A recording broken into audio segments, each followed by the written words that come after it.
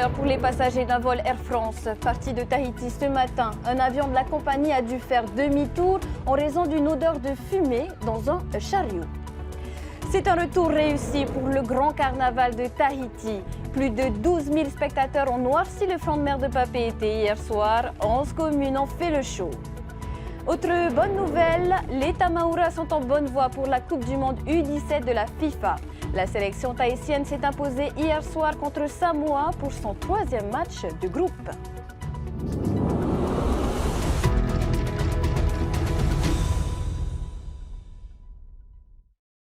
La 13e médaille d'or décrochée par Kaoli Vast permet aux Français de remonter au classement des médailles devant les Australiens et de se hisser sur le podium derrière la Chine et les États-Unis.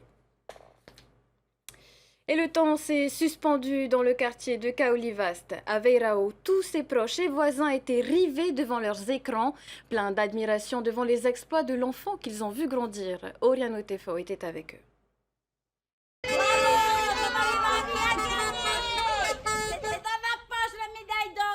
C'est l'effervescence dans le quartier Vavi, là où vit désormais un champion olympique. Et pourtant, quelques heures plus tôt, plus personne ne circulait dans les environs. Tous les voisins vivent alors la demi-finale de Kaoli Vast face au Péruvien Alonso Correa. Une fierté pour ceux qui ont vu grandir l'enfant de Veirao. C'est notre champion. Il n'est pas loin, il habite juste de l'autre côté. Tu crois qu'il y a tout le quartier qui le suit là? Ah oui, tout le quartier Vavi le suit. Je pense que ils sont devant la télé pour attendre les résultats. Nous tous, pour la famille, on est content de lui. Hein. Tout le monde, on est content de lui. Pas de Kaoli. Tout le monde scrute son écran à l'exception de Natou, la mère de Kaoli. Elle fait le jardin pendant que son fils dispute les JO. C'est-à-dire qu'en fait, je vais rarement, même je peux dire jamais, sur les lieux de compétition. Je préfère rester un petit peu à distance et puis fêter avec lui lorsqu'il a des victoires, fêter à la maison. Quand il fait les compètes à Tahiti, en général, je fais le jardin. Et là? J'ai fait le jardin. J'ai planté mes anthoriums. Pas trop stressé en faisant le jardin? Si, énormément stressée parce que j'ai entendu dans le quartier crier, donc je me suis dit, ça c'est soit c'est des cris de joie, soit c'est des cris de douleur. J'ai cru comprendre à partir des commentaires qu'il avait gagné. Donc voilà, j'ai hâte de voir le final. Bonne pioche, à proximité, c'est la joie dans tout le quartier. Kaoli passe en finale et s'assure une médaille. Les lunettes. C'est là que tu habites à Vavi. La suite, vous la connaissez, l'enfant de Veirao porte le fénois sur le toit du monde. Pour la première fois, sa mère le rejoint sur le site de compétition, mais elle ne réalise pas encore l'exploit de son fils. Maman, ton fils est les champions olympiques. C'est super, bravo Kaoli. C'est super, bravo. J'arrive. Je viens jamais, mais j'arrive. Je réalise pas vraiment, comme je suis un peu à distance de tout ce qui se passe. Du coup, je suis pas à la fan zone, je ressens moins les choses. Désormais, le quartier Vavi et bien au-delà, toute la Polynésie aura une renommée olympique grâce à l'un de ses enfants. Du côté de Paoufei, une fan zone démontée, mais un écran géant et des chapiteaux laissés en place pour profiter de ce dernier jour de compétition. Et ils étaient plutôt nombreux à suivre les exploits des athlètes français en demi et en finale, des moments d'émotion auxquels ont assisté leur Philibert et Rarahu Maha. Ils se sont levés tôt pour assister aux dernières séries de ces épreuves au Fénois. Les fans de surf ont dû attendre 10h30 pour voir enfin les demi-finales. Les hommes ouvrent le bal et des larmes coulent lorsque Kaoli Vast domine le Péruvien Alonso Correa. Trop contente, hyper contente, hyper fière qu'il soit en finale, qu'il a une médaille assurée. On espère qu'il gagnera l'or. J'en ai pleuré. Ouais, ça fait émotion. De voir Kaoli, un Tahitien qui est au podium. De la ferveur aussi lors des demi-finales dames, puis du match pour les médailles de bronze avec la victoire de Johanne Defay. Mais c'est la finale qu'attendent les spectateurs. Tous veulent voir l'enfant prodige du surf monter sur la plus haute marche du podium, chez lui, à la presqu'île.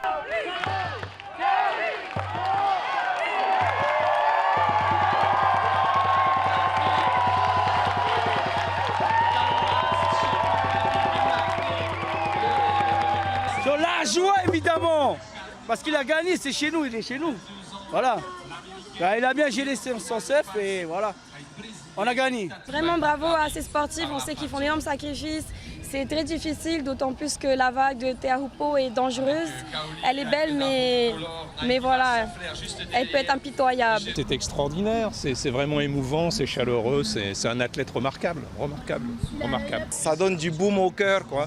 Je suis sûr que le surf va exploser à Tahiti et qu'il y aura de plus en plus de jeunes surfeurs et ça, c'est pas mal. Les épreuves terminées, la fan zone de Paofei ferme définitivement ce soir.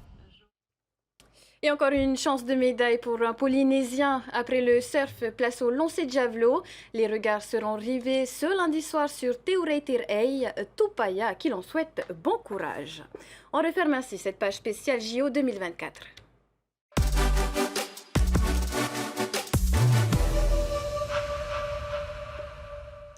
La sécurité avant tout dans l'aviation. Preuve en est l'alerte déclenchée ce lundi à l'aéroport international de Tahiti-Fa'a.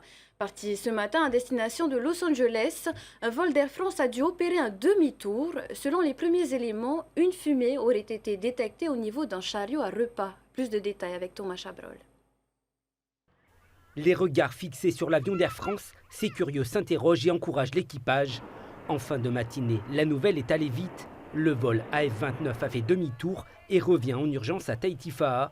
Le pilote tente à 2 reprises de poser l'appareil. Les sapeurs-pompiers sont sur le qui-vive, prêts à intervenir si besoin. Le vent n'est pas favorable. La 3e tentative pour poser l'avion est la bonne. Selon les premières informations, l'équipage a détecté en vol une odeur de fumée au niveau d'un chariot destiné à la préparation et à la distribution des repas. Le PC crise sous la direction du Haut-Commissariat a été activé. Les moyens de secours à la fois de l'État et également des communes, avec 20 véhicules de sapeurs-pompiers, 54 sapeurs-pompiers engagés, ainsi que des moyens des associations agréées de sécurité civile ont été prépositionnés conformément aux procédures au cas où.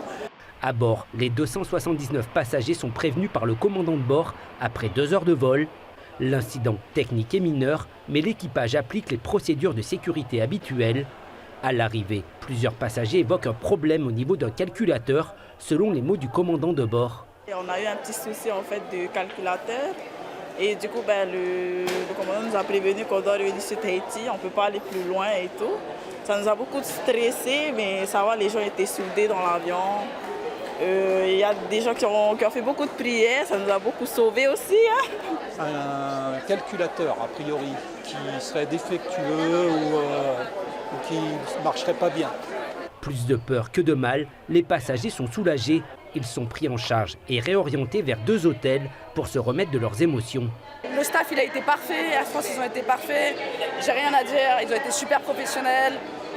Le pilote il a bien géré la situation, les crews elles ont été parfaites.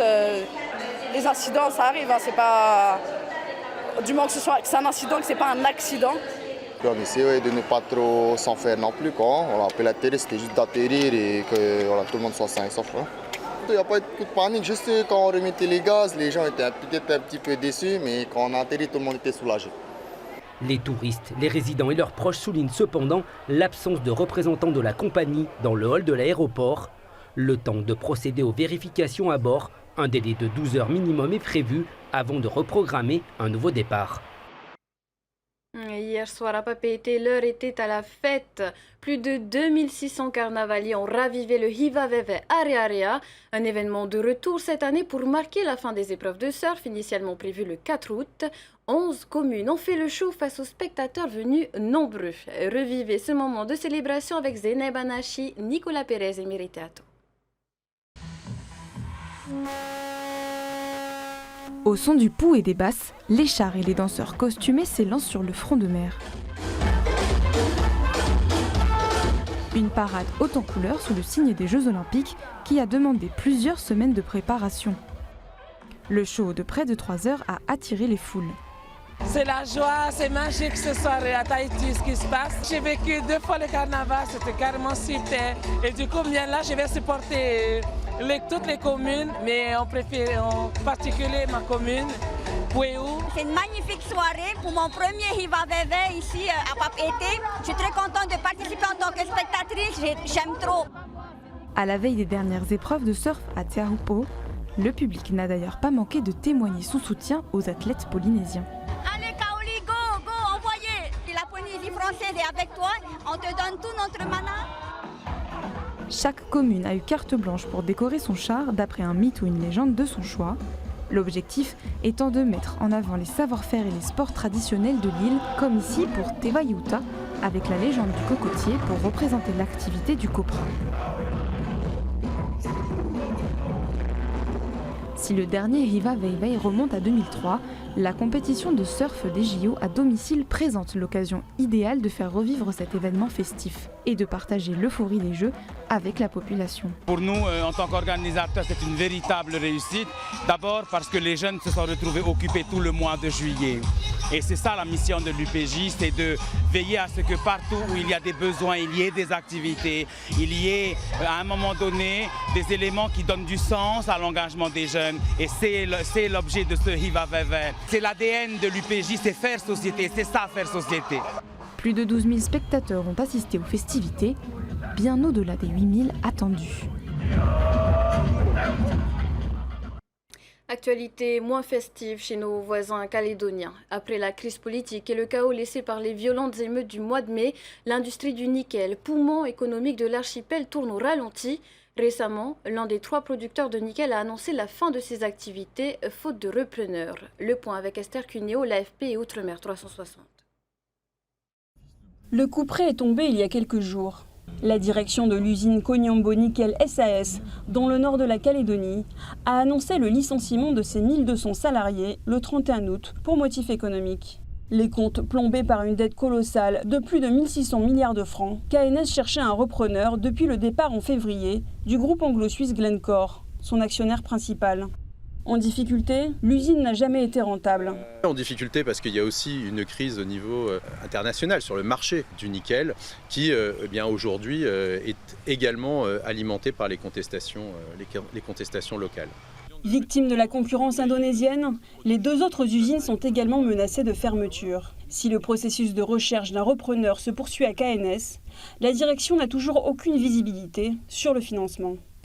Malheureusement, l'état des marchés mondiaux, la concurrence indonésienne, les prix de l'énergie ont poussé nos actionnaires à prendre une décision de cesser les financements de l'opération faute de financement supplémentaire. L'annonce de KNS est un nouveau coup dur pour le pays, soumis à un effondrement économique sans précédent. À ce jour, le montant des dégâts est évalué à plus de 260 milliards. Dans ce contexte, les parlementaires calédoniens ont été reçus jeudi par Emmanuel Macron à Paris. Un entretien de 30 minutes pour alerter le président de la République sur l'impact économique des émeutes et demander le report des élections provinciales. Le point prioritaire, c'est effectivement de retrouver la liberté de circulation, par exemple. Donc l'État y a mis des moyens, c'est vrai, mais ça ne suffit pas. L'urgence pour les mois qui viennent, il va y avoir plus de 20 000 chômeurs. Enfin bref, il y aura un problème sanitaire à traiter. On a fait appel peut-être éventuellement à la réserve sanitaire pour nous accompagner dans cette période parce que ça devient crucial. On aura des problèmes, je pense, humanitaires tout simplement aussi à traiter. On a l'impression d'avoir été abandonné ces 2 derniers mois. Donc ça aussi, c'est une demande forte de la population calédonienne. À l'issue de cette rencontre, le président de la République a également décidé de reporter les élections provinciales à l'année prochaine. On termine avec du football. Hier soir, la sélection tahitienne des moins de 16 ans a battu l'équipe de Samoa pour son 3e match de groupe. Une victoire qui permet aux Tamaora de se qualifier pour les demi-finales de ce tournoi. Un tournoi qualificatif pour la Coupe du Monde U17 de la FIFA. Reportage d'Olivier Huc.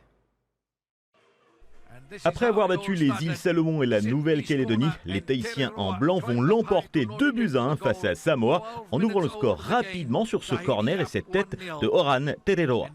Les Samoans vont revenir au score contre le cours du jeu juste avant la pause grâce à une superbe frappe de Edward. Mais Tahiti va sécuriser sa victoire en fin de rencontre et sa qualification en demi-finale sur cette réalisation de Anueha Arapahi. Ça n'a pas été facile, on a tenu jusqu'au bout. On a ouvert le score très tôt dans le match.